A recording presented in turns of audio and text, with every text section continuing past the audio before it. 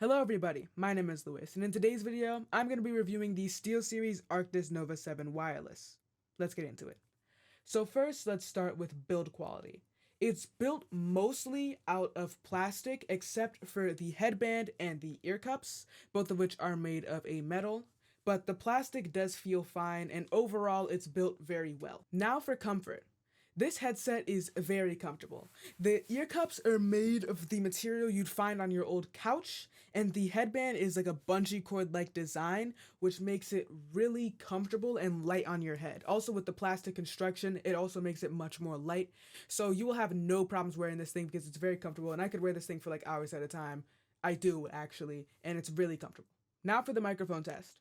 This is a microphone test of the Steelseries Arctis Nova 7. It's nothing great, but people will definitely be able to understand what you're saying while using it. Now for the controls.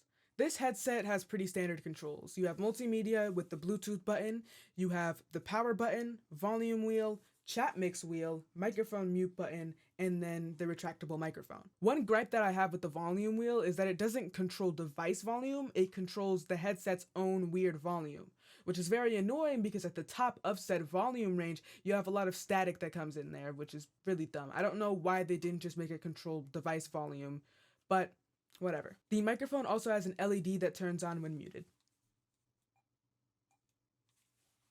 Alright, so now I get to talk about the software. The software works actually very well. I don't have any problems with it functioning. But for some reason, in order to turn on the 7.1 surround sound, or sonar as they call it, you need to make an account. Is it just me, or am I the only one who finds that stupid? Why? I paid $140 for this thing. You want me to make an account to turn on my surround sound that I paid for? No. Why would I do that? It's very weird and a dumb decision by SteelSeries, but the software works great and everything is customizable in it. You can customize the microphone, you got noise gate, microphone noise canceling, not headset noise canceling. You also can customize the 7.1 surround sound while you're at it and have EQ. So it's a great software, just the account decision is a very weird one in my opinion. Also in my experience, 7.1 surround sound doesn't really do anything either, and it's the same here. It's just a glorified Windows Sonic. So in the box for your Arctis Nova 7, 7X, or 7P, you're going to get the headset itself, a USB-C wireless dongle, a USB-A to USB-C cable, a USB-A to USB-C adapter cable for the wireless transmitter, a aux cable, a foldable origami figurine, and the normal manuals. Now for the dongle. Everything about this headset was going so well.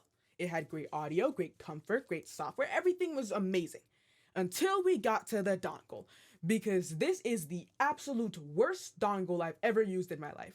In the past week that I've used this headset, I have had more static, crackles, and pops than any other headset that I've ever used, and it's so big that it took up 2 more USB ports just because of how wide it was. Alright? It takes up a USB Type-C port. I love USB Type-C, alright? But most people, 1, don't have it, and 2, I only like using it for charging. I only have 1 USB Type-C port on my computer, and mine was built last year. Think about how many people have USB Type-C on their computers if they have a computer that's 3, 4 years old. Probably 0. So they have to use the adapter cable, right? So gracious that SteelSeries shipped it with an adapter cable, except it doesn't work! I used it on my computer, right? And then guess what it told me? USB controller resources exceeded. It's a dongle! What resources are you using? This isn't NASA! I don't get it. I plugged it into a USB 3.2 Gen 2, which is 1.25 gigabytes per second. Not gigabits, gigabytes. I did the research. How is it exceeding that? What are you doing?